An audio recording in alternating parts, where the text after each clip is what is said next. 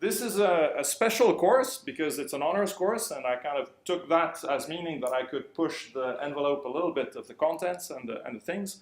The idea is that I'm going to give you some very detailed exposition about random walks, Brownian motion, diffusion equations, and that's going to introduce lots of super important concepts that play a role in field theory.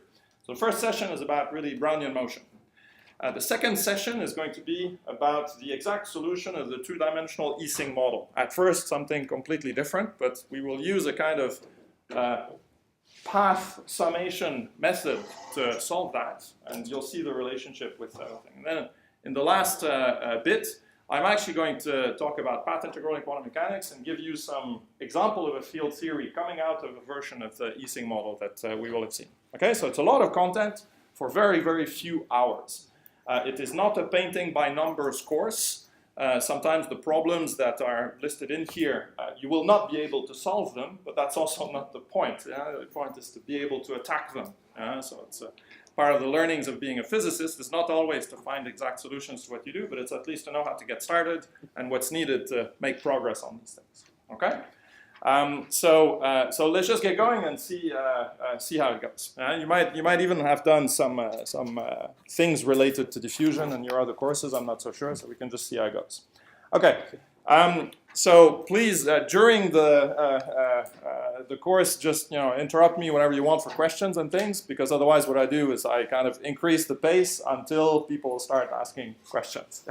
So if you want to regularize my pace, then please do so in that way. Okay,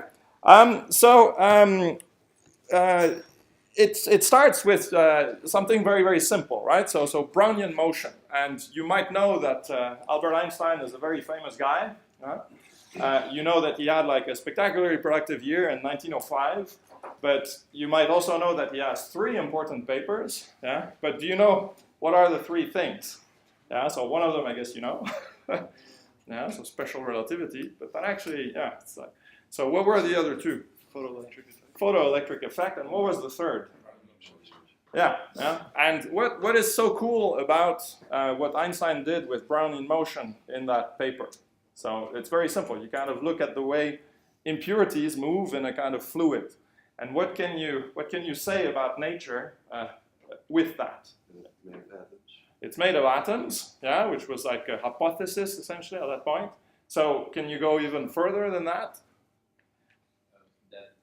Temperature is caused by moving atoms. Yeah, temperature is reflected by. He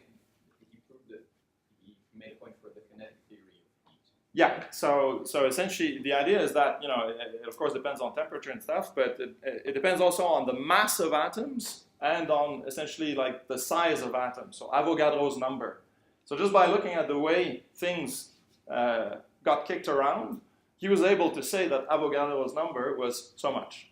Okay, so it's just because he understood a little bit about this Brownian motion stuff, how it works, how it randomizes, and the theory for that is very, very simple. So what we're going to do today is essentially see the equations that describe this thing.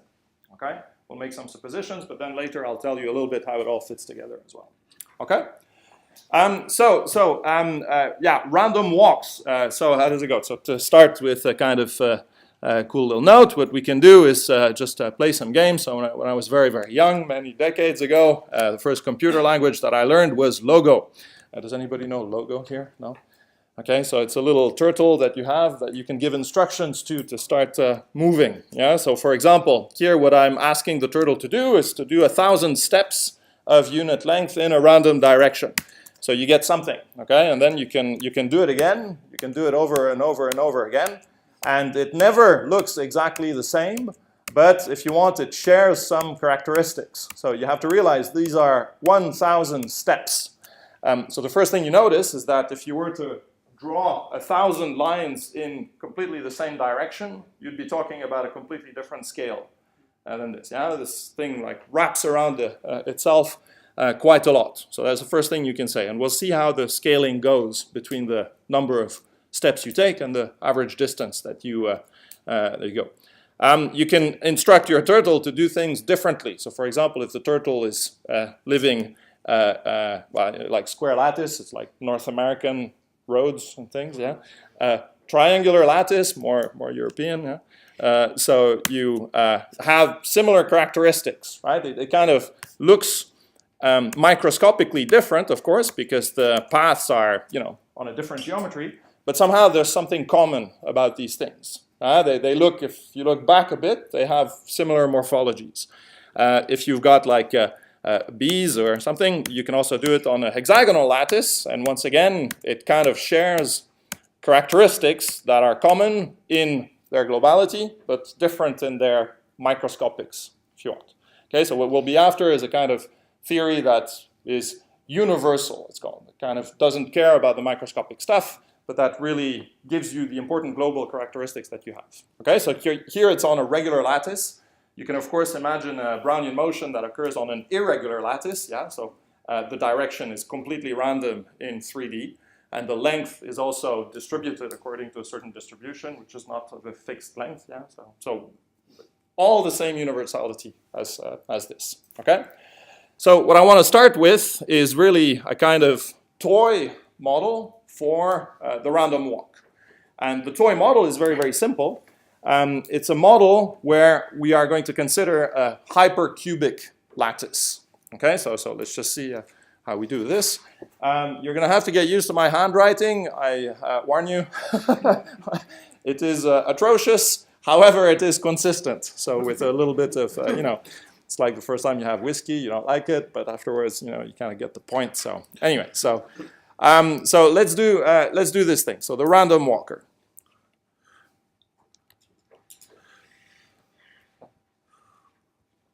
Sorry, that's the new Apple dark theme that bugs everything. So you'll have to go. Well, maybe I can try like this, and then you'll see how it goes. Okay, so what we're going to do. Maybe I'll just not use this dark mode thing, but then the resolution is going to be a little bit different. Okay, so we're going to consider a d-dimensional square lattice. Okay, and this lattice essentially I denote as this curly L A. And again, I'm not going to write everything, I'm just going to tell you what this is. So L represents the lattice, and the A here represents the unit of length on the lattice. Okay, so the intersite spacing. So this has dimension of meters. Well, micrometers.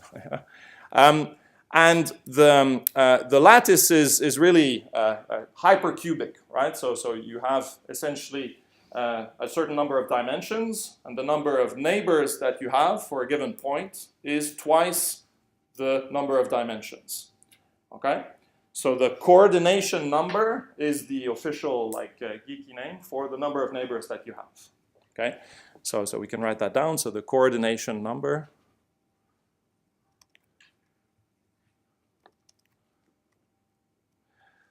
Okay. So which symbol do I use in the notes again for that? I write it somewhere. I think I usually call it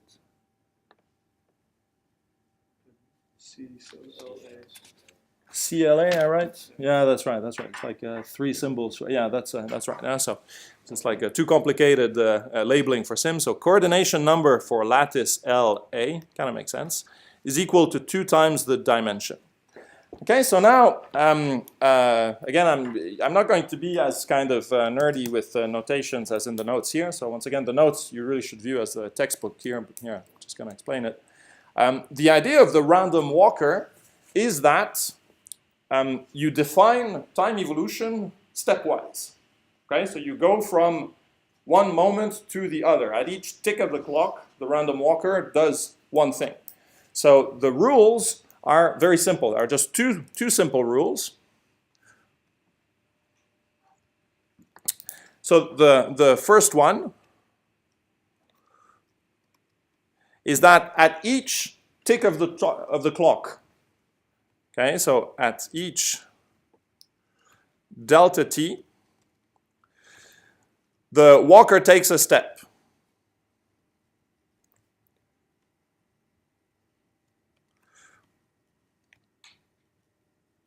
So that's the first rule. And the second rule is that the direction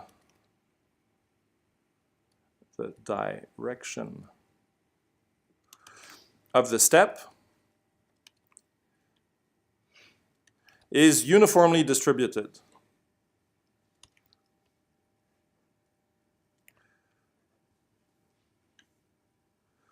Okay, so you have a d-dimensional lattice, and that means you have 2D possible directions for the step that you're taking. So each single one of those has probability 1 over 2D. Okay, and that's it. It's as simple as that. And now you can ask yourself, well, what do you actually want to know about this? So what you would like to know is essentially where the walker can be, so the probability distribution for the position of the walker, given some initial condition. Okay, so it's like a boundary value problem. So if I tell you where the walker is at a given time, I can ask you what's the probability that he's going to be in a particular place at a particular later time. Okay, I could even ask you an earlier time if I wanted to, but talk about that later. Okay. And because it's a classical thing, yeah, there's no quantum mechanics at play here. This is like something very simple. You can just like try to solve the time evolution equation, but the time evolution equation is now a little bit bizarre because the time is discrete. Okay, and there's another very important characteristic to this time evolution equation. It's that the transition from one moment of time to the other depends on the configuration of the system at a given time. It doesn't have any memory of the past, okay? And this is an important property that's called a Markov property. Yeah? Maybe you've heard of Markov chains. Maybe some of you are like studying to become financiers, so you know Black-Scholes equation and that sort of thing. Markov property just means that the state of a system at a given time determines what happens to it in the next time step. Has no memory, okay? So the walker really has no memory. Totally drunk client, yeah, doesn't remember anything and wanders back home, okay? So that's the important thing here. Now, what we're going to do is we're going to give a notation for this probability that we want, okay? So just some notation. Okay. We will write this conditional probability that we're looking for as the following thing. So it's going to be a P with subindices R1 and T1 given R0 and T0. Okay, again, it's written in the notes, so we'll just say it here. This is the probability of being at position R1 at time T1, given that you were at position R0 at time T0. Okay, so it's really a conditional probability. Very simple thing. Okay, and of course here what we take is that for time occurs in discrete steps, right? So T1 is equal to T0 plus a little n times the delta t that we have, okay? There's no continuous time notion this time. We'll take a continuum limit later on, okay? Okay, and this object here is what we want to calculate, okay? So what we can do is just take a simple initial condition, the most simple initial condition that we can think of. We just say, okay, fine, at a given time, the walker is going to be at a given point. So we can choose to set, so choose initial condition that P of being at R1 at T0, given that you were at R0 at T0, is just the Kronecker delta of R1 with R0, okay? Just notations here to be clear. You know the Kronecker delta, yeah? So the kind of discrete version of the Dirac delta function. You also know the Dirac delta function, okay? So we'll see that later.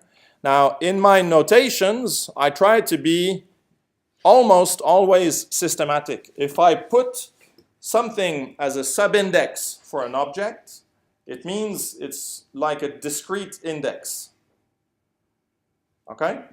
And if it's in parentheses next to the thing, then it means it's a continuous variable for the function. Okay, so this thing here, you can view as a big table of numbers.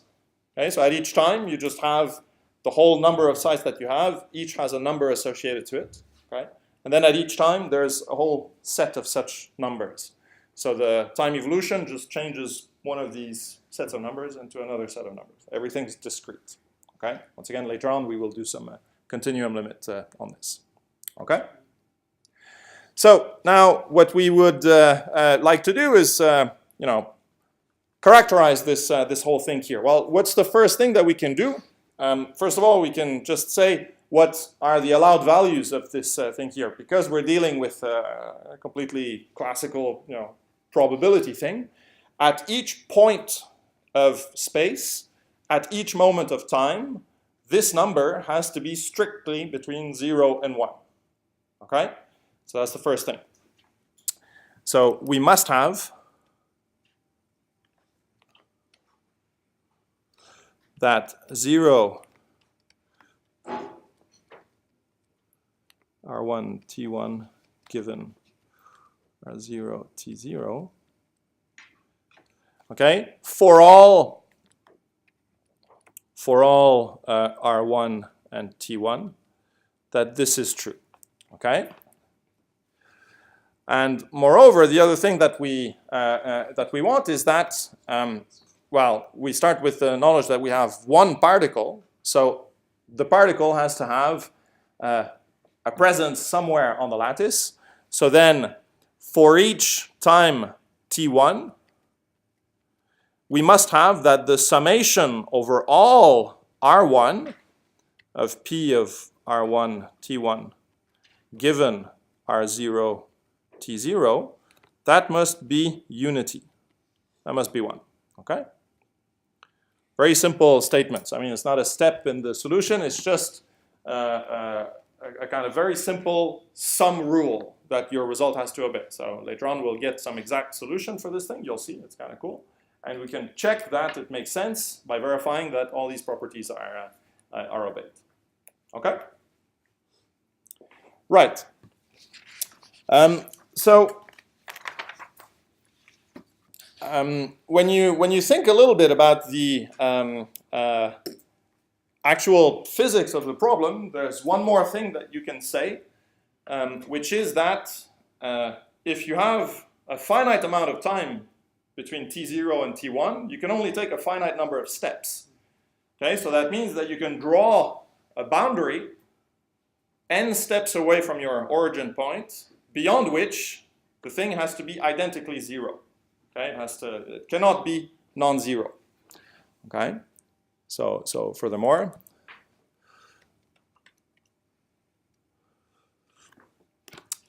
we must have that this P of R1 T1 given R0 T0 is equal to 0 if then the distance between R1 and R0 is greater than the number of steps you have taken, right? So the number of steps you've taken is T1 minus T0 divided by delta T. And the length scale is just the lattice spacing A. Okay, so that has to be the case.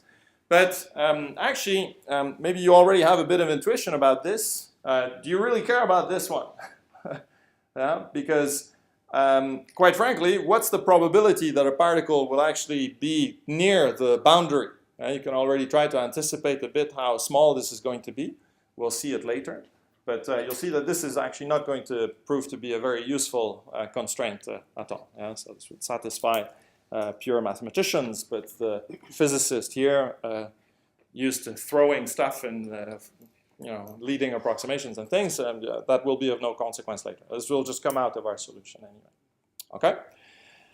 So now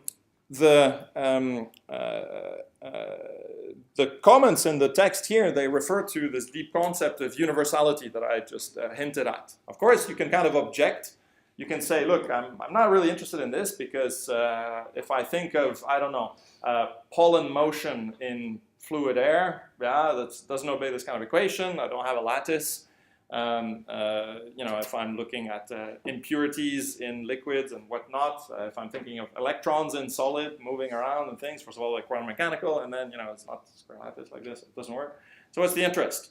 Although we will give the solution for the square lattice, the point is that the solution that we will take at some point will be able to take a continuum limit of it. And then once you take the continuum limit, you'll kind of forget the microscopics, and it's not going to matter too much. And you could do an exercise where you start with a different lattice, with a different rule. Maybe you join 2 lattice sites, yeah, and maybe you kind of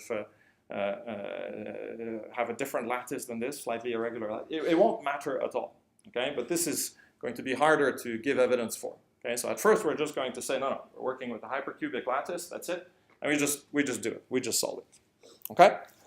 So what we want to do now is just write a proper time evolution equation for this, because we haven't played with our rules yet, but our rules, they have to translate into some equation relating the probabilities at time t and those at t plus delta t, okay? So we write a discrete time evolution equation.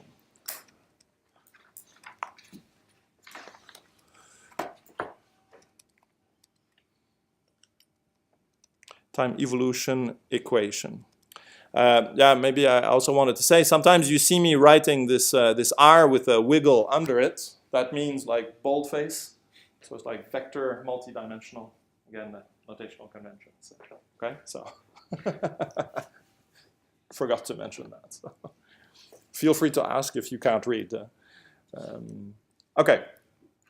Now, the discrete time evolution equation that we can write down is actually really quite straightforward. So what would it be? Well, what we will want to have is the distribution for any position. So let me write a general position R1. But now at time t plus delta t. Okay. And let me write, just like in the notes, t1 plus delta t, given that I was at R0 at time 0. So what is this? Well, you see what we said as a rule was that the walker goes in one of the 2D available directions with uniform probability. But that means that at a certain time, if my walker is somewhere, is that it can only have come from one of the 2D neighboring positions. Okay? So what I need to do is really consider the sum of all possible origin points of this walker. Okay? And for each of these origin points, there's a probability 1 over 2D that it goes where I want to go. Okay? So what this says is that I just need to sum over the neighbors. And this summation, I write like this. I mean, let me even write it straight into the end form here. So first of all, I have 2D neighbors, so it's going to be 1 over 2D. And now what I will do is that I will sum over all the possible directions, yeah, so mu from 1 to d, but then with you know, plus or minus, so like x-axis, y-axis, z-axis, you know, there are d of these different dimensions. And in each direction, in each dimension, I can go a step, you know, to the left or right, okay? And this would then be the probability of being at position then R1 plus A with the move in the direction that we had. So A sigma with then n hat in direction mu, okay? And I'll just tell you really what I mean by this. This thing here means the unit vector in the muth dimension, okay? So like x hat, y hat. You're used to the hat notation, I guess. Okay? And then this would be at time t1. Sorry, I shouldn't put the bar here. That's just a comma. given that you were at R0 at time t0. Okay, so that's the equation that we have. Right, so is everybody happy with this interpretation? Okay. So once again, it's a bit like thinking about it backwards, right? Because you want to be at position R1 at t plus delta t.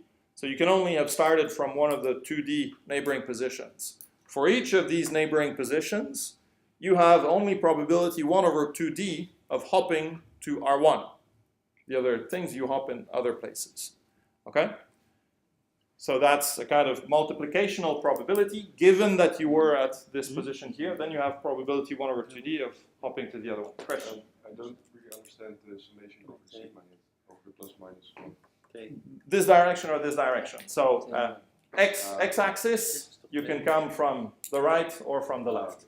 Yeah. So sigma is really just whether you're moving with. I mean, when you do the hat vector for a certain dimension, you kind of choose a positive coordination for this dimension. So sigma is just the direction in that dimension. Okay. Yes. Why is it the beginning of T1 plus delta T? Why is that T0? Because here, okay, so that's a good question. So here, I'm looking at any time t1 that you want, and I'm trying to map out the evolution from moment t1 onwards. But what happened in the past, it's there as a beginning condition, but I'm now looking at the t1, right? So I could start, of course, by saying that I start with the t0 and things, but I'm not obliged to do that. I can actually write this equation. So given any probability distribution that you have at time t1, which originates from some condition you would have given earlier on, which I don't care about anymore because it's Markov, right? At t1, then the change in this probability distribution is given by this equation when I take one time step. Okay? So now just a tiny bit of notation again for this thing. You're used to the Laplacian operator for continuous functions, right? The kind of summation of the second derivatives in all directions. But here there's a discrete equivalent to it. Okay, so let's just introduce this. So we introduced the discrete Laplacian.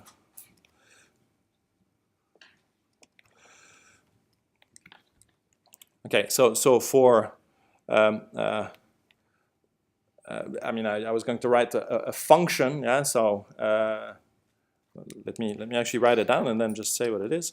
So we use a notation which reminds you of the Laplacian, so like nabla squared. But now I put a little subindex a to remind you that it's on the lattice, and I apply this operator on a table of numbers that depends on that's labeled by position, right? So f are now just numbers, and there's one number that lives at each position, okay? And the definition of this Laplacian acting on f is simply that it's as if you were doing a second derivative. What you do is that you do it in all dimensions. Mu is 1 up to d. And what you're taking is, so what would be a first derivative? You would take the function one step further minus the function here divided by the length of the step. And what would be the second derivative? You do that first derivative here, and you do that first derivative here, and you divide by the square of the okay? So what you do is that you take f, bless you, evaluated at r plus a times the unit vector in the muth direction, okay?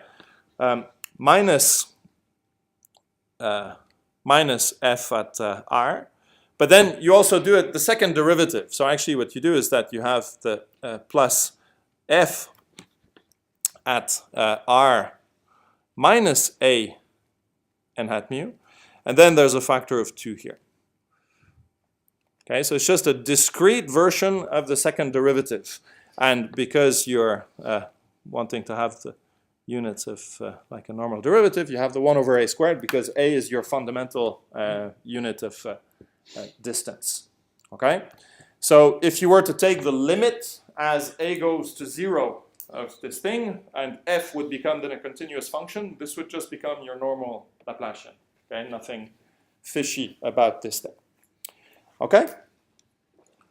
So the nice thing about this is that we can rewrite our time evolution equation here in terms of this discrete Laplacian, because you see what I have here really is just these two terms here in all directions. Okay?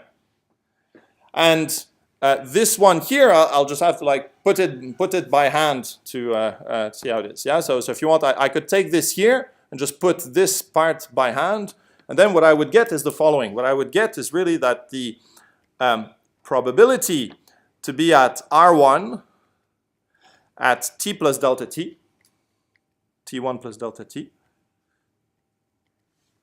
Okay, and maybe for one of the last times I'll actually still write the R0 T0, I'll give myself space here just to keep the nice thing. This is going to be like the Laplacian. So there's a 1 over a squared here, there's a 1 over 2d here, and I want to use this. So really, just do the inverse of this divided by this. So a squared over 2d with now the discrete Laplacian acting on the probability distribution at time t. Okay? At time t1. Okay, but now there's this term here that I have to put back here, so I have to add it, so I can put it on the other side with a minus sign. So it's just minus p of R1 T1, given that I was at R0 T0. Okay?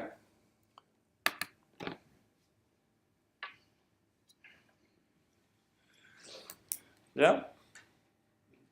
And so why do you kind of expect the Laplacian?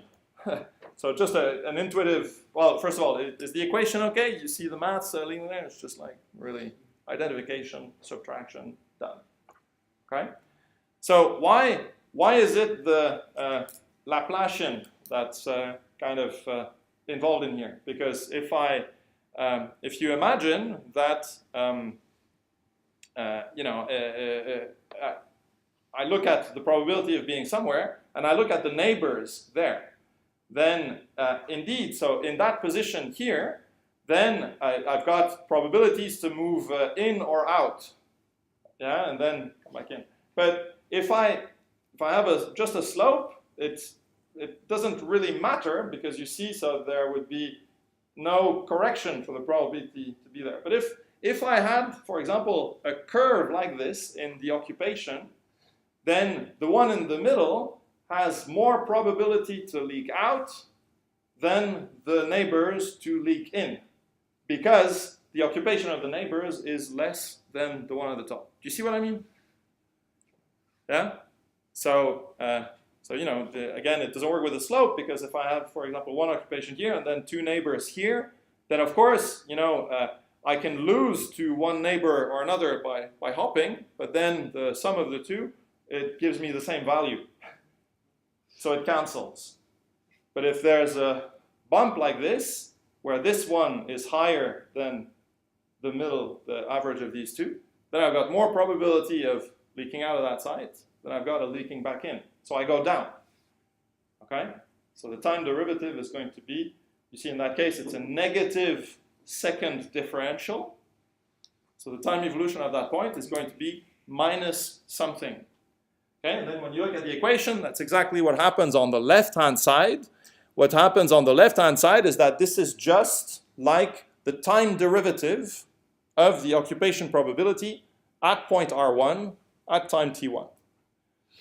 So the time derivative of this occupation probability is related to the curvature of the function at that point. The curvature goes down, the time derivative is negative, therefore you leak. Okay? So that's how you can kind of see that this is going somewhere. Now, like I write in the notes, this is just the discrete version of a famous equation. Okay, so So this equation is quite important. We'll refer to it later. Yeah. Okay, so this is simply a discrete version of a famous equation. Okay, this famous equation being, maybe I'll just write one straight line here. So this very famous equation just tells you that the derivative with respect to time, okay, minus some number with the Laplacian, all of that acting on some function now of position in t. So here I've done a kind of continuum limit. Okay. Okay, so this is called the diffusion equation. Okay?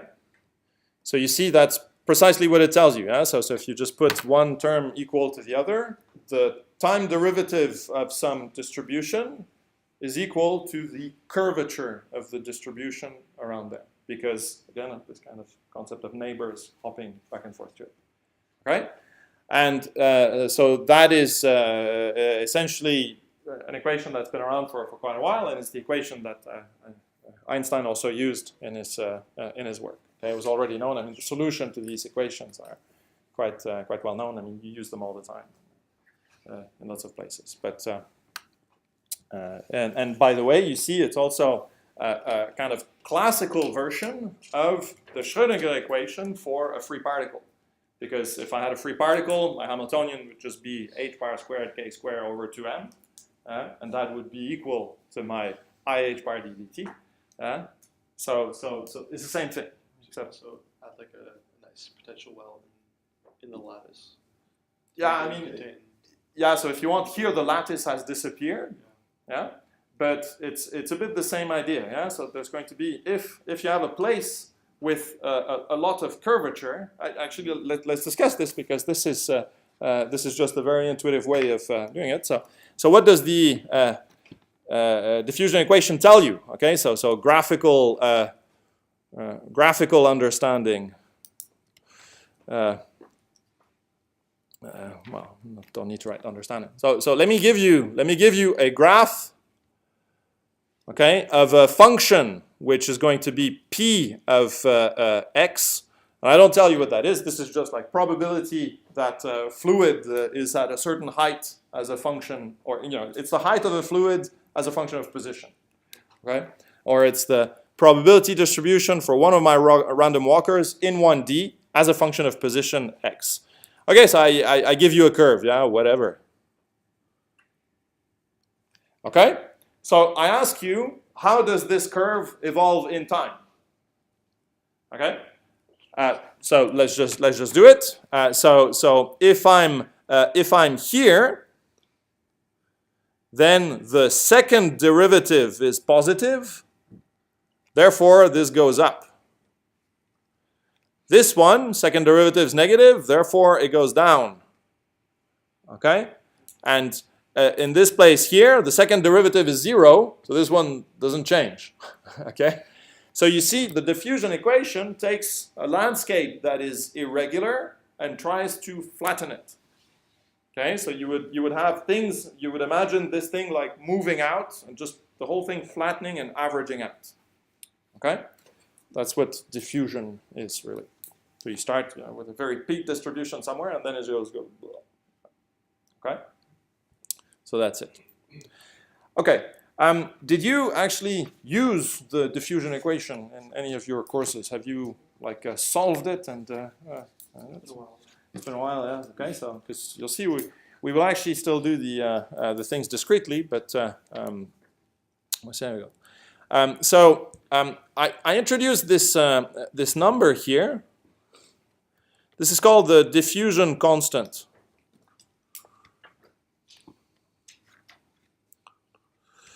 Okay, and for our walker, we have that d, we can just read it off from this equation. You see, so here, yeah, so here this looks like delta t times d dt of p, right? So therefore, I get like a little delta t here that I put on the other side, and then I would be able to identify that d is like, yeah, you had it here, so a squared with then 2d, but then an extra delta t in the middle. So a squared over 2d delta t. And I will write like a limit here, where I take a to 0 and delta t to 0. Okay? So that means that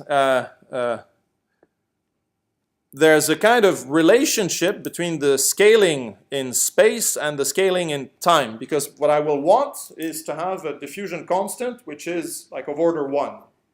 Okay, so my physical phenomena, if I measure them with a clock that uses units of order 1, I will want this object here to be something of order 1 as well with the right dimensions.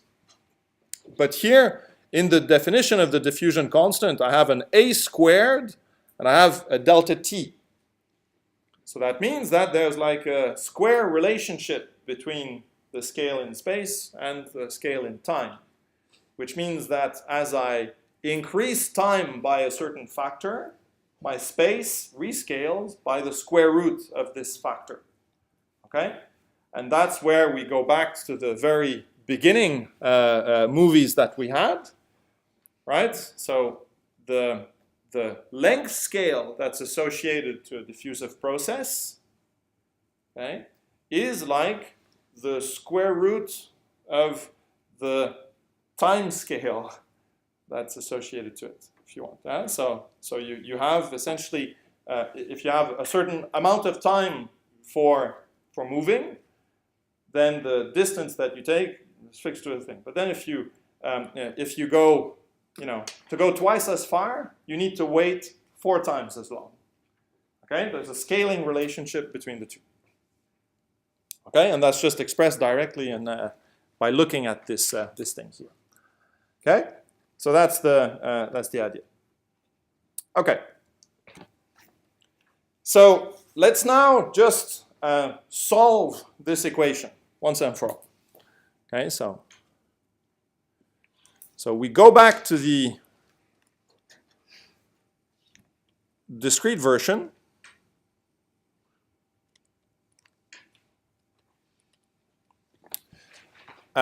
The solution,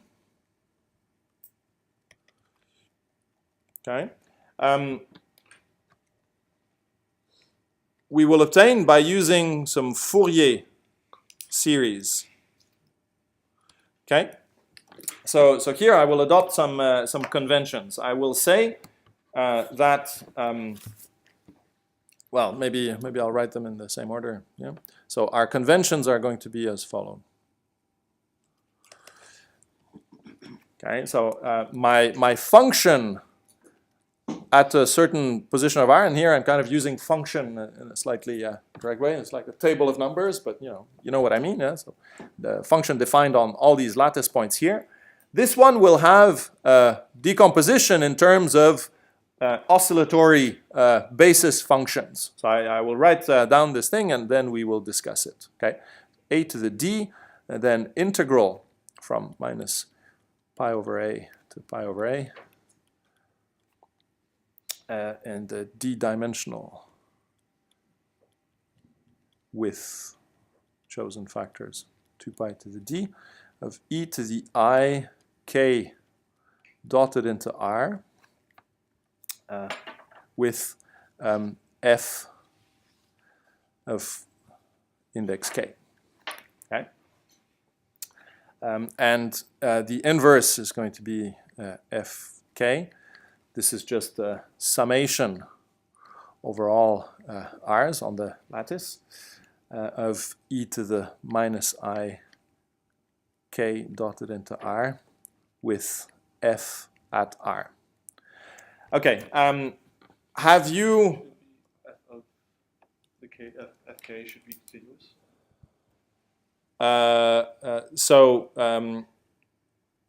Yeah, I guess here, I was going to, it depends on what you, yeah, so here indeed I'm kind of already, let me indeed correct that because I go straight like that in the notes, that's okay. Okay, thank you. Loads of different Fourier series or transforms. Okay, so I even give you the 4 fundamental types at the very beginning of the notes. Okay, so I can have, the one you know very well is if I have continuous infinite space, then I transform to continuous infinite momentum. Right?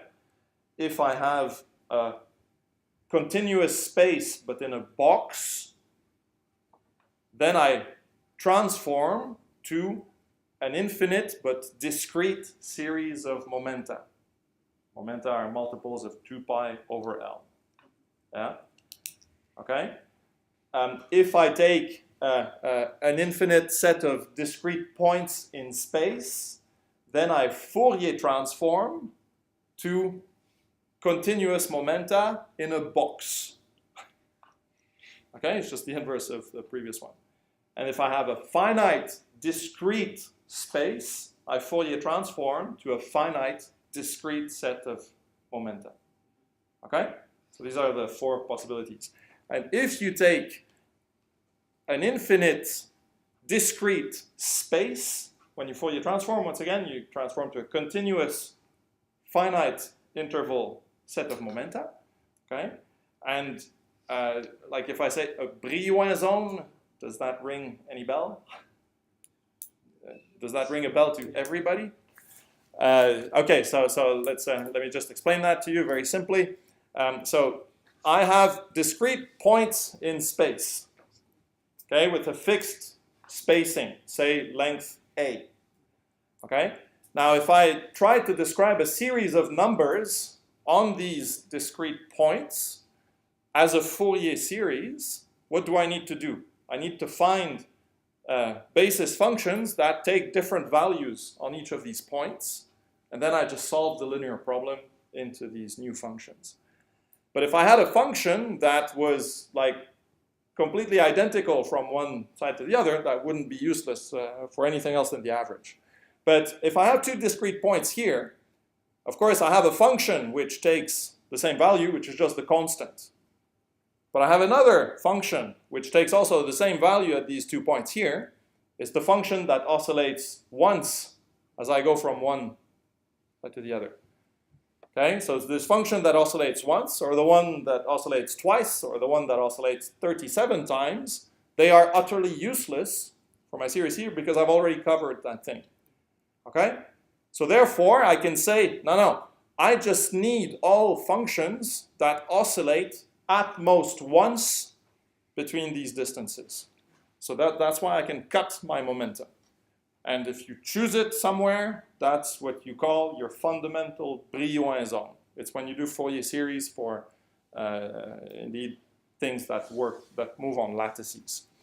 Okay, so that's why in the transformation that we have here, the momenta are limited to an interval of width 2 pi over a. Okay?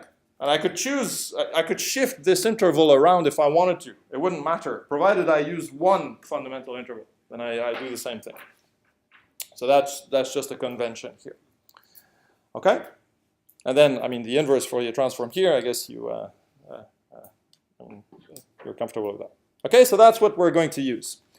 Now, let's just see how we do this. So first of all, let's just define our initial condition.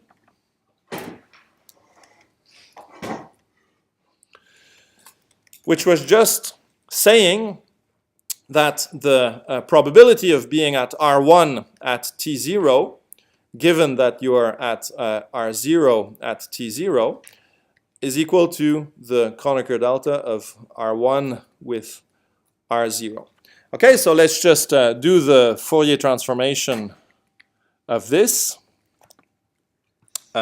What this means is that if I literally take this summation here onto this equation, right, you see that the P of K, and here I should follow your good example and put a parenthesis around my thing, but that's where I abuse my notation a bit, so forgive me. But yeah, it's like I can be blamed for it, no?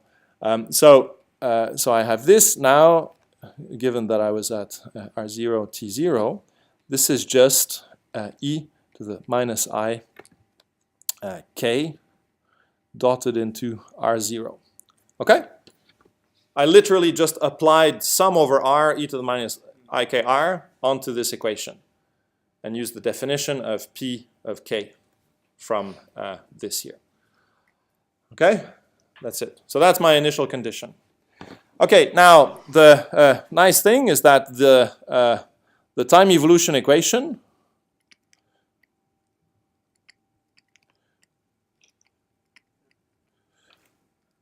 question? No? So let's again look at the time evolution equation. Yeah, so we had it here. Okay, so we have the discrete Laplacian. The discrete Laplacian is taking the function evaluated up and down in each direction. Okay, but if I come and look at my Fourier transform, I mean, if I write my f of r as a summation here, then the only space index is in here, and then I need to evaluate it one step up and one step down in each dimension. Okay? But that means that I just pick up an e to the plus I k times the distance, or an e to the minus I k, the distance, for that dimension. And e to the I k blah blah plus e to the minus I k blah blah is just 2 cos of that. Okay? So we can really immediately write down that again, taking the Fourier transform, P with k at t1 plus delta t,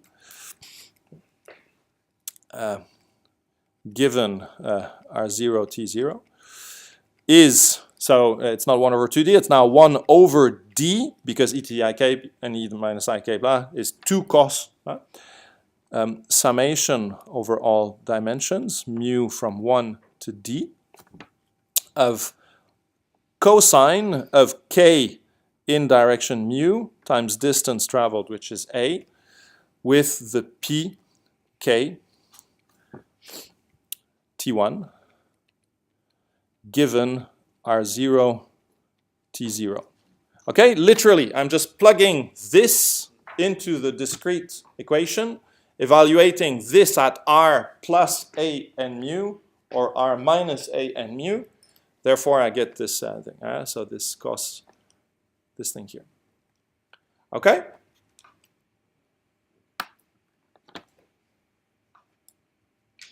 Right? So, I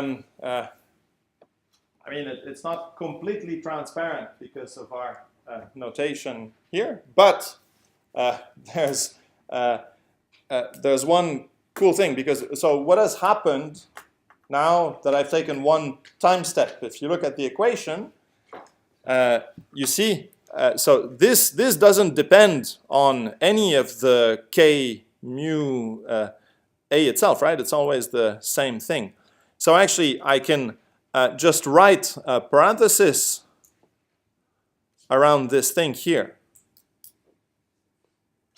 Okay? It's just a number.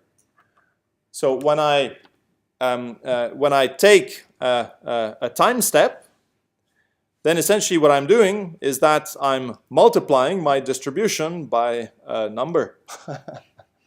Okay? So that's kind of cool. Okay? And what does that mean? It means that if I take n steps, I just need to put that number to the power n, and that's it. Okay? So we can immediately write down the solution. Okay?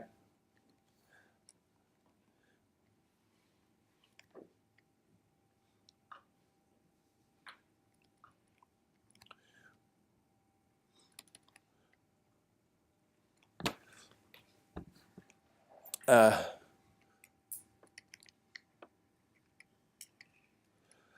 so the thing that we can do is maybe just do it in one step. So P K. What I'll do is that I'll just write this thing here, but now at a time here which has n steps more than what we had before. Yeah. Or maybe I'll write it here. So if I have P K T1 plus n delta t with R0 T0, then this is just this whole shebang here to the power n with P, K, T1 given R0 T0.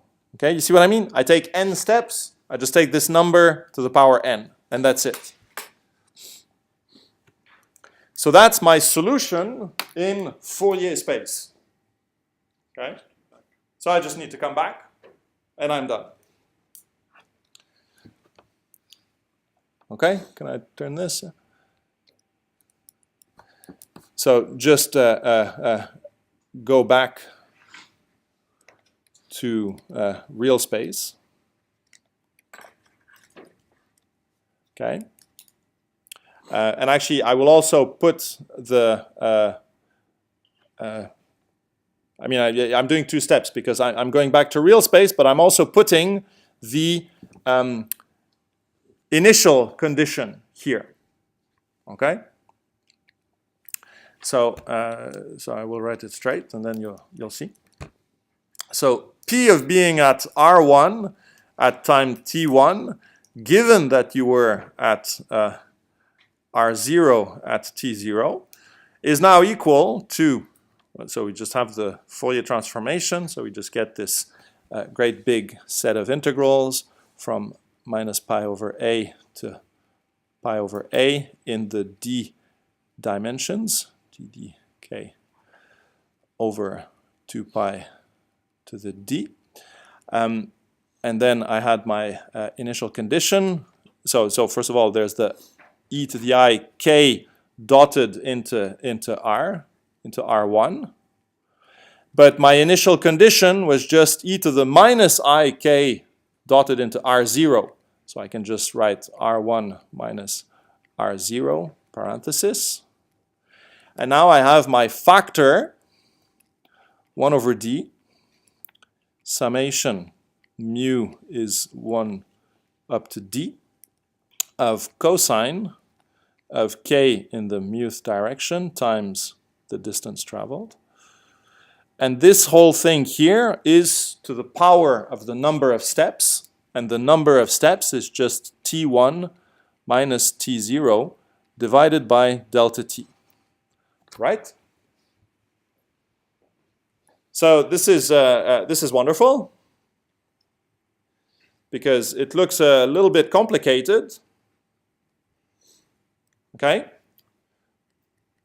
However, there are no approximations.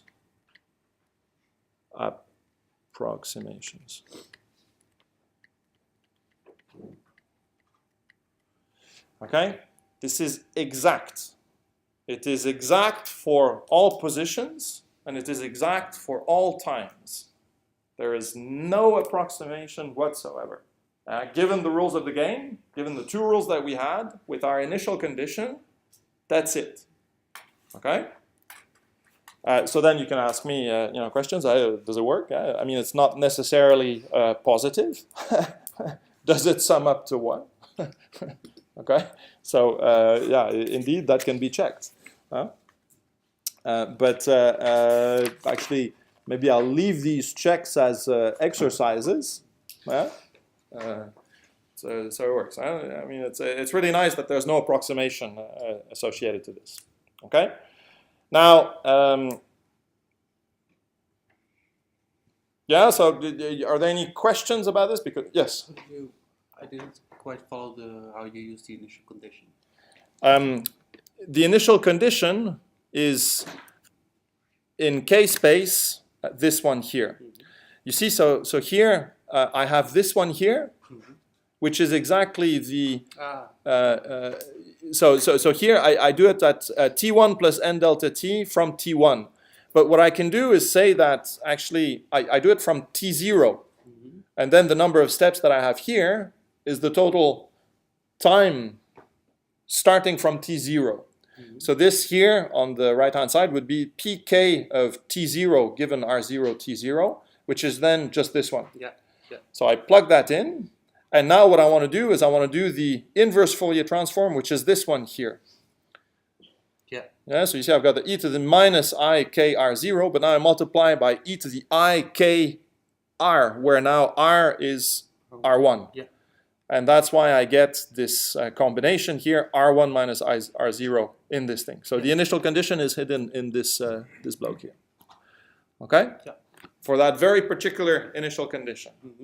Now, this is good enough for a completely general solution, because let's say you say, you say, fine, no approximation, it's all, you're just boasting, because let me give you like a completely shitty initial condition where I've got these numbers everywhere, and that's my initial distribution.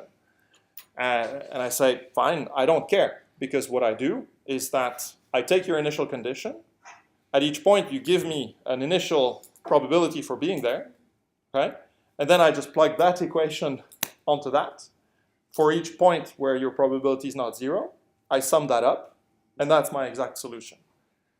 Okay, so this is the fact that we start from this initial condition at a given point does not cut any of the flexibility or the universality of the solution. It's an exact solution for all points in space, all points in time, and any initial condition.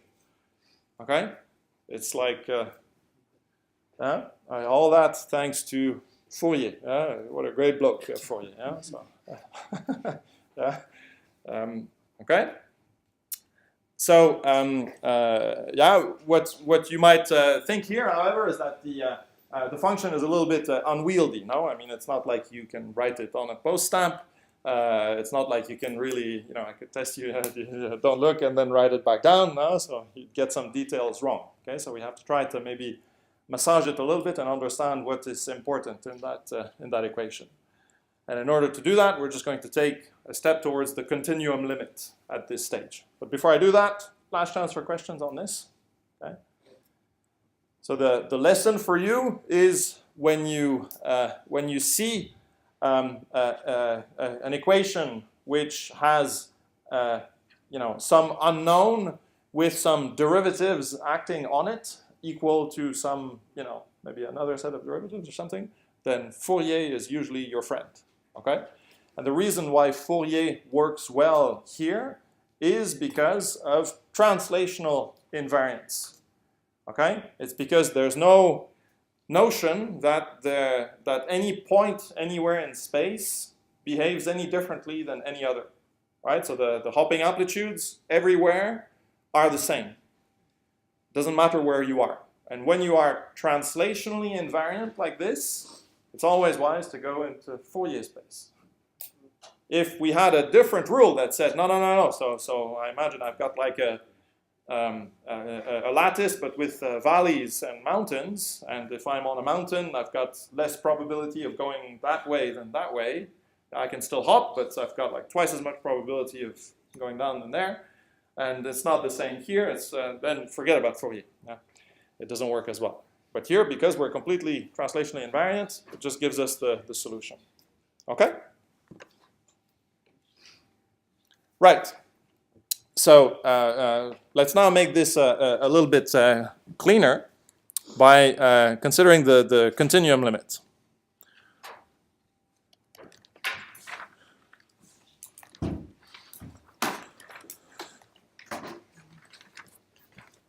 Okay.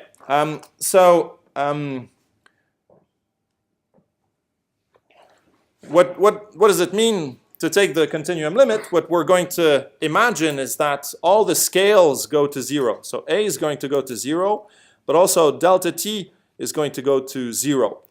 But if delta t is going to go to 0, if I take a finite amount of time, this thing here is going to become a stupidly large number. Okay? So if what is in the square brackets here happens to be of value less than 1, then when I take the stupidly high power here, it's just going to disappear exponentially with this number. Okay? So really, the only things that can possibly survive here are things that are such that this whole thing is almost 1. So when is this almost 1? Okay? It's when my momentum here, so one of the contributions here is when my momenta are very small. Because then the cosine is almost 1. And I've got d of them. So the d almost 1 cosines divided by d is like almost 1. Okay? So what I can do is just approximate my cosines. Can chaos be close to pi over a? Yes, it can. And I'll be happy to give you a comment on that just in a few seconds. So there are like 2 different sectors coming in. But, I'll tell you about them. Okay? So what we will do is we will say that this 1 over d sum up to d of the cos k mu a, sum over mu from 1 to d, to the t1 minus t0 over delta t. So this is really, if I expand, I have 1 minus a squared over 2d k mod squared plus higher order terms, okay, to the power t1 minus t0 over delta t. Okay, so now you see what's happened is that I've expanded every single cosine, right? So every single cosine becomes 1 minus the k mu squared a squared over 2. Okay? And when I sum over all the mu's, so sum of k mu squared, I just write as vector k squared. Okay? A squared just comes from this thing squared. The d comes from the 1 over d. The 2 comes from the cosine. Okay? Like this. And now you recognize that this is approximately equal. You remember the rule, right? So you remember the rule that that does the exponential, right? So if I write that this is just e to the minus t1 minus t0 with then my coefficients here, a squared over 2d delta t with k squared. Okay, then we're happy. Yeah. Where is this an approximation? Because here this is exact if I were to replace this thing here, but now it's an approximation because I drop these terms. The expansion, the Taylor expansion of cosine is exact. Yes. So if you want, that's why I write an equal sign here, because if I replace this by the Taylor series for cosine, I'm not dropping anything. But now what I'm doing is that I'm dropping this, and I'm using the fact that this is just the definition of the exponential, right? So for you remember how it goes, right? So if you have 1 plus beta over n, or maybe I should write it in a more suggestive way, n to the power n, and you take the limit of n goes to infinity. That gives you the exponential of beta, right? So that's what I'm using here. Because this thing here is very, very small. If you want, what I could imagine is that I write a squared over 2d delta t times delta t. Okay, so this is very small. So this is like the 1 over n here. But this one is very large. It's like 1 over delta t. So the 1 over delta t is like my big N here. And then I can just do this replacement here. But it is not exact. Okay? It is only exact in the limit of these things going to 0. Okay? And in fact, it's an interesting exercise to determine these anisotropies here, how important they are. Okay? Or how unimportant they are, I should say. Okay? So that's what we got here. So now this is, you see, just the approximation we make for this whole thing here. So now we can just plug this back into this equation here. Okay? So again, we're just kind of doing a thing. Okay, so I can jump here. So because of the continuum limit,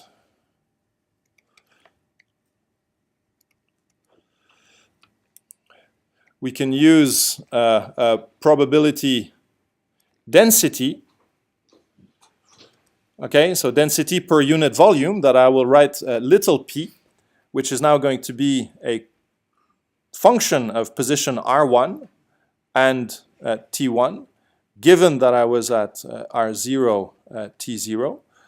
And this is, by definition, the limit.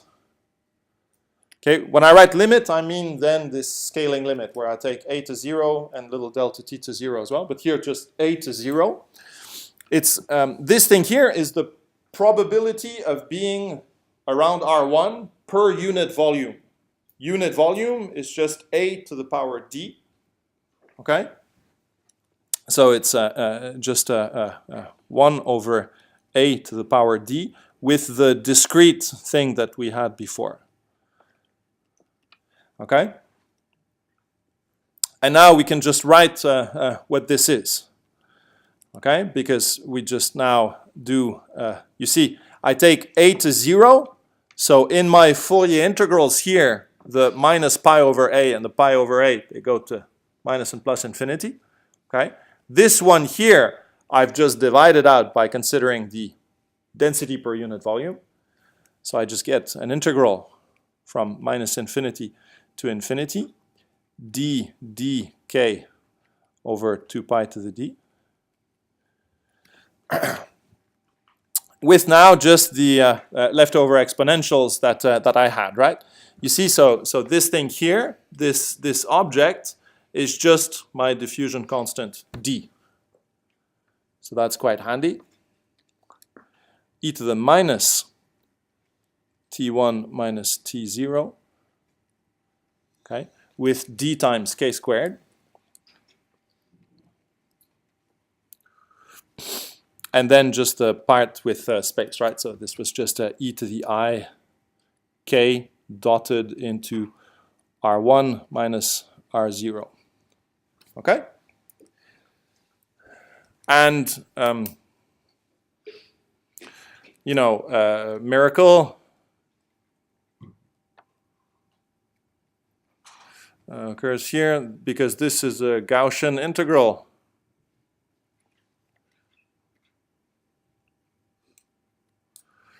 Okay, there are very few integrals that we can actually do. Gaussian is the best one out there. Okay, it's just a Gaussian integral because the exponent here is quadratic in k, so we can just do it. I gave you some conventions for the Gaussian integrals at the beginning of the notes and things, but I'm sure you're familiar with these things. So you can just perform this, this Gaussian integral. You remember how it goes, right? So it kind of picks out the square root of the coefficient here in front of the quadratic, and then it shifts things by this linear term here. So the result of this integral is just 1 over 4 pi times d with the time interval, t1 minus t0. All of this to the power of dimensionality over 2. Okay, and then just the exponential of minus distance squared, so R1 minus R0 squared divided by 4d t1 minus t0. Okay? So, yeah, maybe I should have written it a little bit more nicely. So, hey, yeah, I'll piss you off. Yep. Hang on.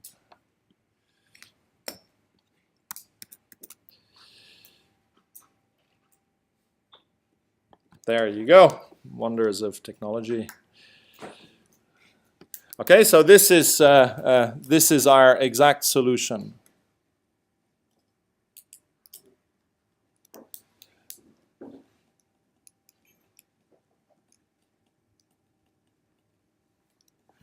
Okay. So maybe a few comments on this. So you see if you look at the exponent, this relationship between time and space is clearly seen there, right? Because if I were to go 4 times longer, yeah, I would pick up a factor of 4 in the denominator, and that would be compensated by a factor of 2 in the distance in the numerator. Okay, so if I rescale my time by a factor of 4, my space needs to be rescaled by a factor of 2. So that's the relationship that's written in equation 47.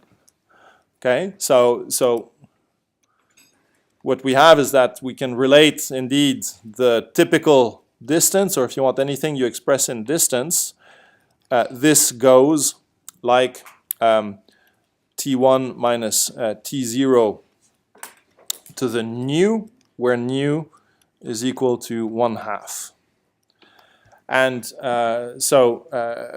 like I write in the notes, this is like an example of an exponent. Okay? It's a characteristic exponent for the problem. So diffusion has a characteristic exponent, this dynamical exponent of 1/2, right? Yeah, I say things about Hausdorff dimensions as well, but it's like just viewed as the characteristic exponent for this diffusion process there. Okay. Now maybe a couple of very, very quick comments. You remember one of our conditions was that the probability would need to vanish if the distance was greater than number of steps you've taken times a. Right? So let's make an estimate for this thing here. So now what I want is to put R1 minus R0 proportional to n times the fundamental lattice unit A, where n is the number of steps that I have. So really what I want to put is R is like T. Okay? But if I do that, then essentially I get e to the minus t squared. Yeah? So t over delta t squared. E to the minus t over delta t squared. Okay? So if you've ever not cared about something, let it be that. Because it is absolutely brutally zero. Yeah? It is Gaussian zero in the number of steps you have taken in the scaling limit, which is itself infinity. So it's e to the minus infinity squared. Okay? And if you know how slowly a log grows, just imagine the log of a log, or square root of a log and things. Don't worry about it. Yeah? It's utterly negligible. Don't care about it. Okay? So as far as you're concerned, even if we've taken the continuum limit, this is, for all practical purposes, an exact solution. Modulo the interesting question, what happens with the pi over a and minus pi over a modes? Because then, of course, indeed, I can get something, because then my cosine is like -1. Okay? So what's the difference between modes around k is equal to 0 and modes with k around plus or minus pi over a? Okay, so modes with k is equal to 0, they represent probability distributions that are smooth as you go from one side to the other.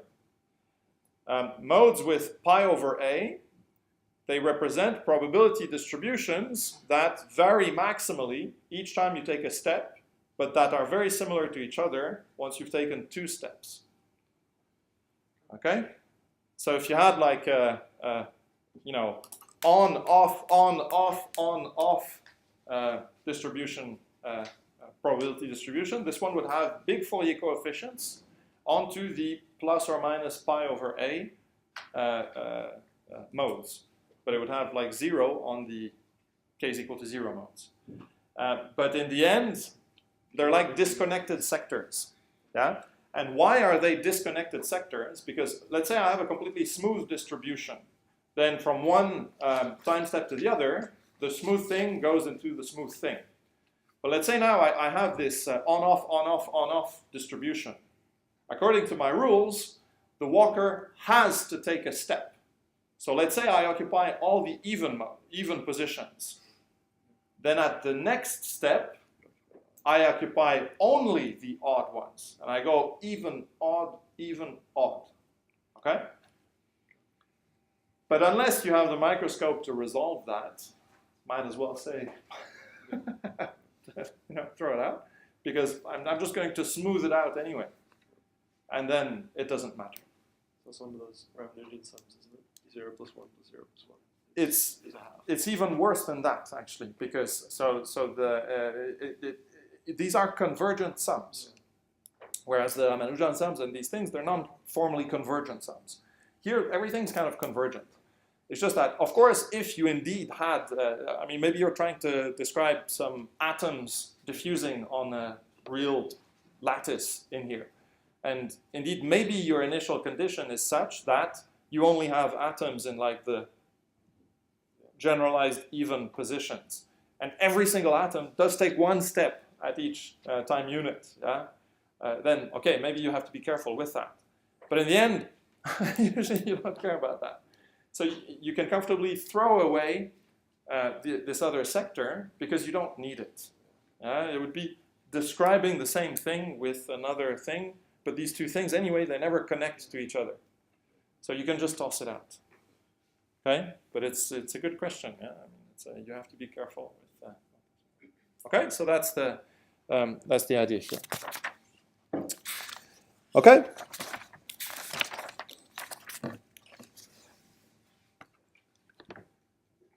So, yeah, I give you some other statements in there about the diffusion equation and stuff. Maybe one of the things that you have to realize. So essentially, well, first of all, we had this sum rule, right? That said that the particle has to be somewhere at each moment of time. So I can now verify that this has the correct normalization. Again, we have tossed things away here. We have tossed things that are very small, but they're still, in principle, like non-zero. So we might worry that the normalization condition that we had, the sum of this over all space at a fixed time, doesn't add up to 1. But it's a Gaussian integral. I mean, you can just do it by looking at it. So what I do now, I want to do the Gaussian integral in space. So I do integral d dr of this thing here, okay? And it's a product of d Gaussian integrals, each of the form e to the minus, x squared divided by 4d delta t, like this. And then each time I do one of these Gaussian integrals, I pick up 1 over the denominator there. And 1 over the, I pick up, the square root of the denominator itself. It comes back in the numerator. And you see that that's exactly what I need to cancel the prefactor there. So indeed, when I do integral d dr of this thing, I get 1. Okay? So everything's fine. It's kind of a magic of the continuum limit. We toss away things, but everything we toss away is just 0. Okay? So it's kind of cool. Yeah. So the normalization condition is clearly satisfied. But there's another identity which is also quite cool, and which we'll use actually in the third lecture at some point. So another useful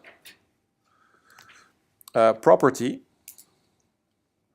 or I could write an identity. And so physically it's very easy to say. So if I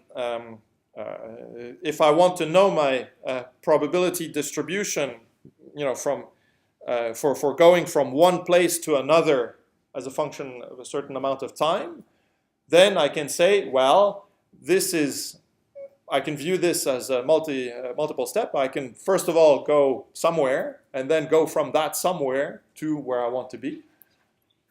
Okay? And if I sum over all these possible intermediate positions, I should get the same probability. Okay, so let's just write down the equation here. So let's say I take the probability. Again, I'll write things a bit in a strange order here.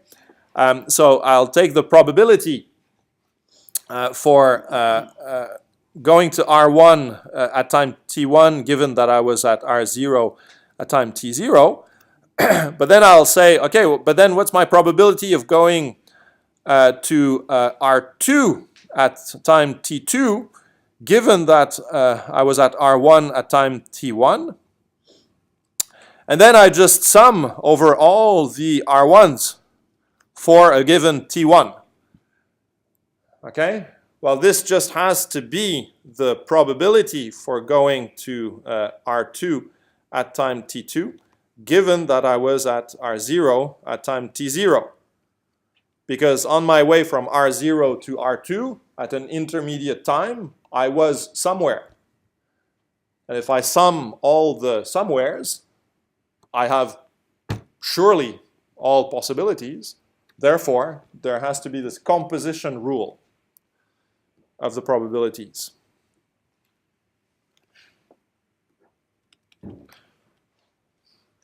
Okay? And I can do that as many times as I want, right?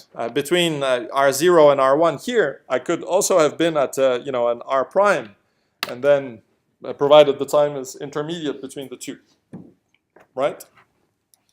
So here you would have T2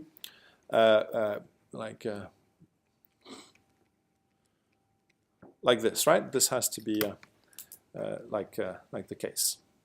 You choose an intermediate time, and you got to be somewhere.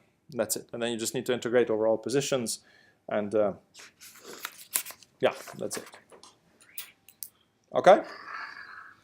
So you'll see this equation coming back later. And again, you can. So this is a just marginally slightly more complicated test than just checking the normalization condition.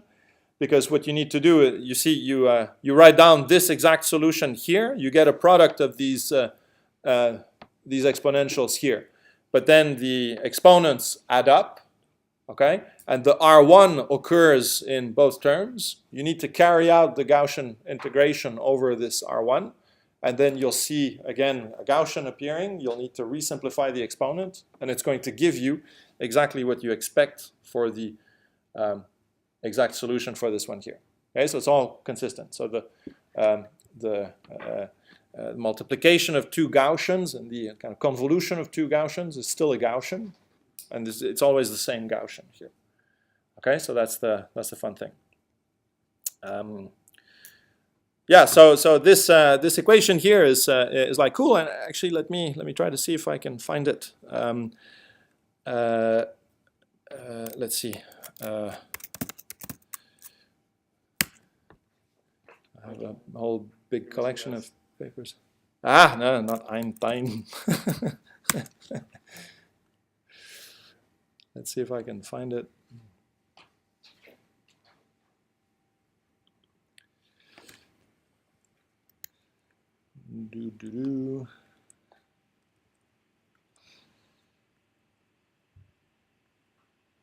So that's one of the 1905 papers. You see the diffusion equation, and here. So he writes essentially what we write. That's exactly what we just did. Okay, so you're at the level 1905 now in the physics. Exactly. Yeah. So, okay, so that's the thing. Okay. Now, so I give you a couple of exercises there. I'll let you think about that a bit before. Now, I'd like to kind of, guys, for those of you who arrived a bit late, like I said, at 3 o'clock there's a big NSF like video conference about the some black hole physics. So essentially, the Event Horizon Telescope is releasing first results things, and there's a big press conference re-show of the press conference right next door. So we're going to go into that. And next time we do like a solid 4-hour session to compensate a bit, but we'll see. And that's why also today no break, we just carry on. So you might have been wondering. So that's the way it is. Okay, so in the little bit of time that I have left, I want to just throw some slightly more advanced things to you here. Okay, so what we've solved is the question of the probability distribution. So we know if the particle was somewhere at a certain time, we now know its probability distribution over space at a later time. But we can actually ask also more advanced questions. So further questions. Yeah. Further question. Okay. How much time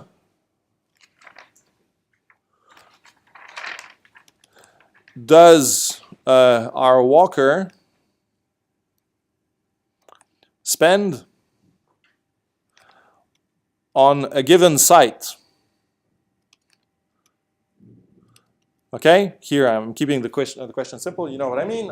I start a process with a certain initial condition. I let the time go for a certain amount of time, and I ask you, how much time did the walker spend in that particular point as a function of the position? Okay, simple question, but actually the answer to it is kind of interesting. So going back to the discrete case again, just for the simplicity of notations. So what does it mean? It means that essentially what we want to do is we want to take the probability of being at, say, R1, but now at any time. Okay, given that I was at R0 at T0, and now any time just means that I want to sum over all possible times. Okay, so that's what I want to know. But again, let's go back to our solution. Okay, so I'll just come back a few seconds. Our solution to the discrete thing. Okay, so here I want to sum over this index here, right? So this is little n. And I want to do summation from little n is equal to 0 up to infinity of this thing here. Okay? And you know how these summations go. You recognize the summation. So if I say sum of the form, so sum n is equal to 0 to infinity of, give me a thing, so gamma to the n, where I tell you that gamma is less than 1, is equal to what? From 0 to infinity. 1 over 1 minus gamma. Yeah? Just the geometric series. So therefore we can just write the answer directly, right? Because we have this to the power n, so it's just going to be the same thing here, but then 1 divided by 1 minus this. Okay? So we have it here, a to the d, and then the integrals d dk over 2 pi to the d, e to the I k dotted into r1 minus r0. Okay, and now divided by 1 minus 1 over the sum of the cos k mu a. Okay, I'm kind of doing it summarily here. Okay, and by definition, we're going to give this curly letter g, that's a g, yes, with an index r1 minus r0. And we will call this a Green's function.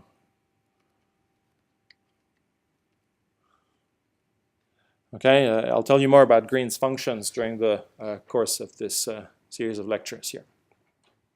Okay, so this number just gives you the amount of time you would spend on site R1, given that you started at R0 and that you just diffused.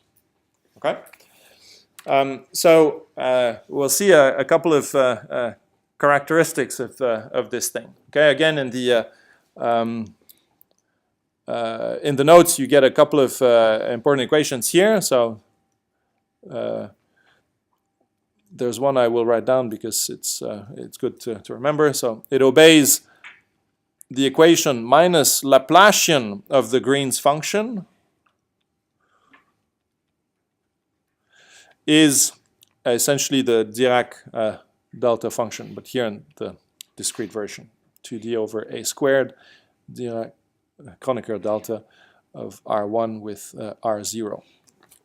Okay, so how should you view this? You should view this as, just looking at this equation, let's simplify it. Laplacian times matrix is equal to unit. Okay, so what is a Green's function? It's the inverse of the Laplacian, if you want. Because when you apply the Laplacian to the Green's function, you get the unit. The unit being represented by here a Kronecker function, or later in more field theoretical things, a Dirac delta function. Okay, so the Green, you might have heard the word Green's function. No, everybody talks about Green's functions in field theory and blah blah blah. So what is it? You have a field theory. The field theory has some dynamics associated to it. In this case, represented by this Laplacian. If you had a Schrödinger equation, it would just again be k squared over 2m. Okay. So the Green's function is the thing that like inverts your dynamical operator. And therefore that means that you can start from anything and you apply the Green's function and automatically your thing will fulfill the dynamical equations you have.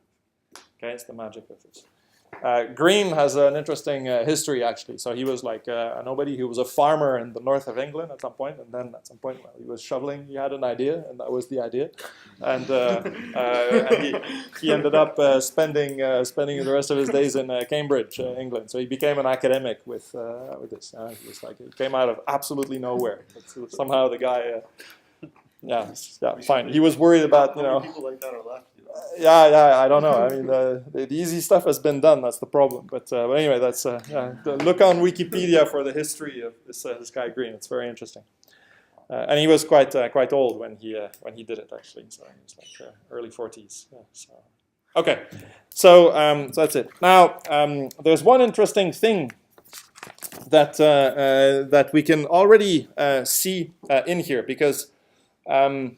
There's a problem, or there seems to be a problem with this expression here. So what did we do earlier? We took a continuum limit, right? And we were just putting this thing to 1. But if I put this thing to 1, that means that my denominator goes to 0.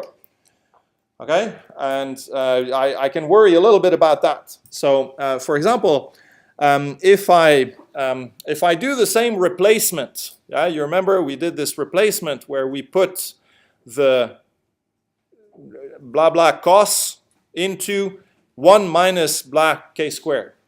So that means that essentially if I do 1 minus this, I just get this. But this is just k squared.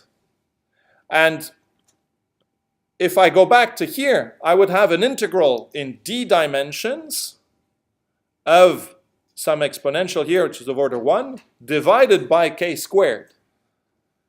Okay? So in continuum limit,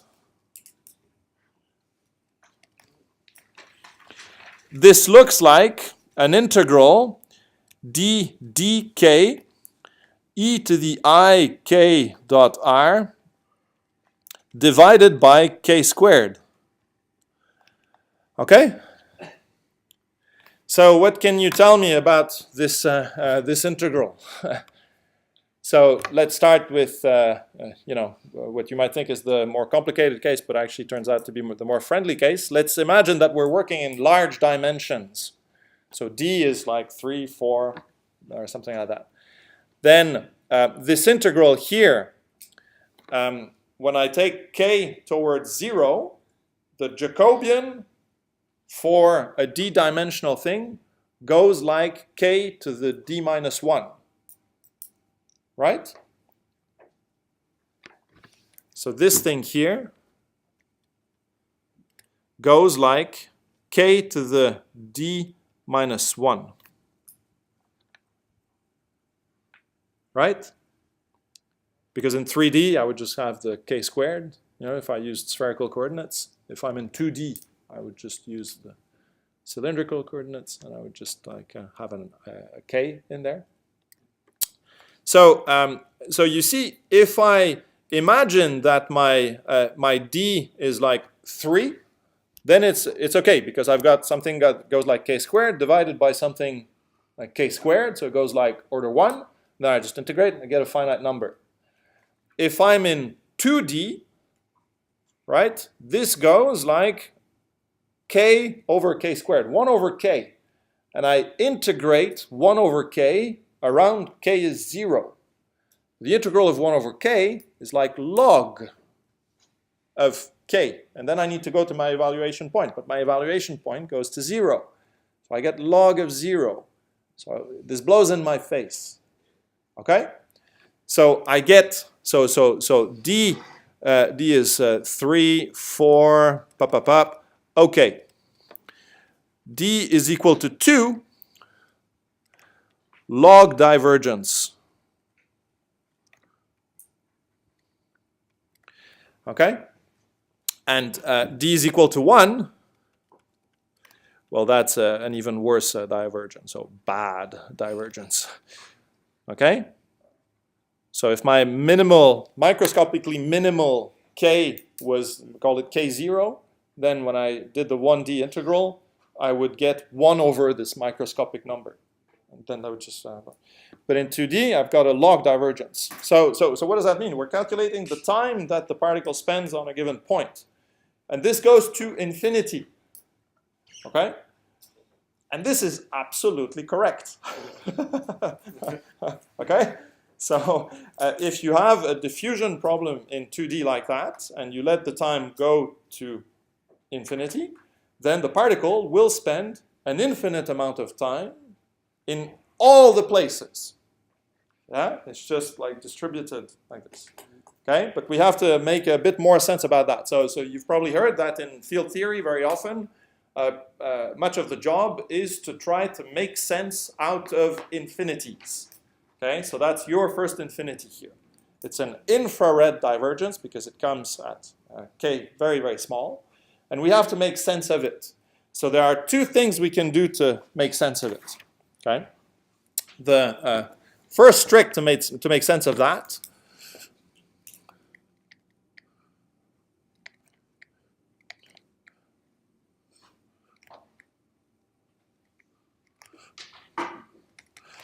okay, the first trick is called just subtraction. So what do I mean by that? So where does the particle spend the most time? The origin. At the origin. So what I'm going to do, yeah, because you started there. So therefore it spends the most time, yeah. At all other places, it will have spent less time than at the origin.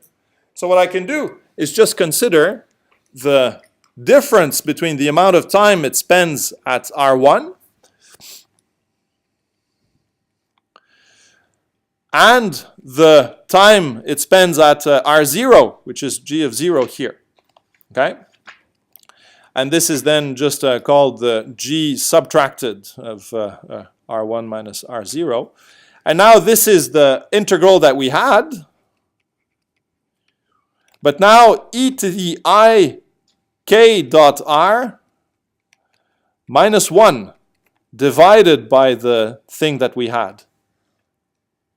And now you see why this is cool, because if I look at the numerator now, when k goes to 0, the numerator goes like k squared. So that absorbs my divergence. I don't have a divergence anymore. Okay? But now this thing here takes a negative value everywhere. Okay? Yeah, because it's just like the amount of time less in other places, which is always positive, so it's always negative. Okay? And this is a completely well-defined number. So it spends an infinite amount of time everywhere. However, you know that it has spent that much longer at the origin than at another place. Or that at a given R1, it has spent that much time less than at the origin, like this. Okay? And again, exact, no approximation. So that is one trick to do that. So trick number 2.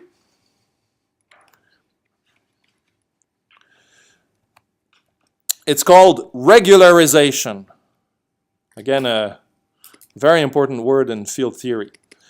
And in this case here, one of the ways you can do this is just by adding a rule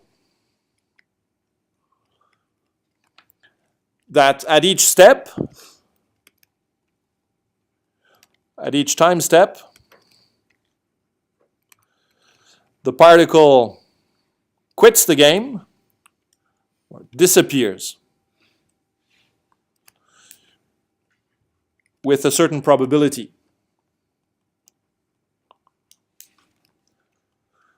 Okay, so that just means that essentially, so it's as if you had a radioactive particle, if you want. Okay, so the particle suddenly has a finite lifetime, and therefore it cannot spend an infinite amount of time anywhere because it disappears. Okay, and the equations are actually calculated for you for this particular case in the notes. Okay.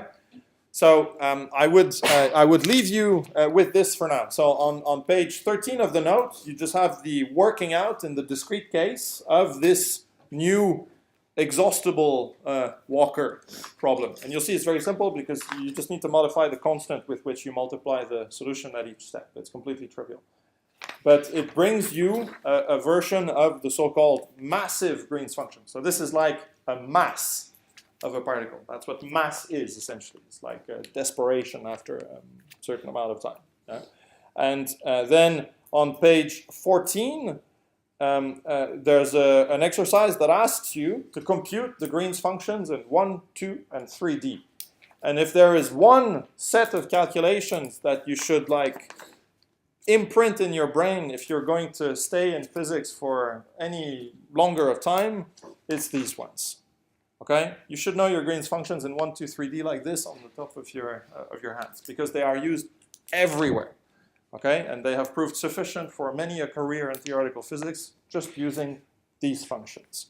Okay, so this is an extremely worthwhile, couple of hours for you to spend and do it. I'm not going to ask you in the exam, write these things by heart and things. No. But it's just my tip to you. You really should know them. Okay.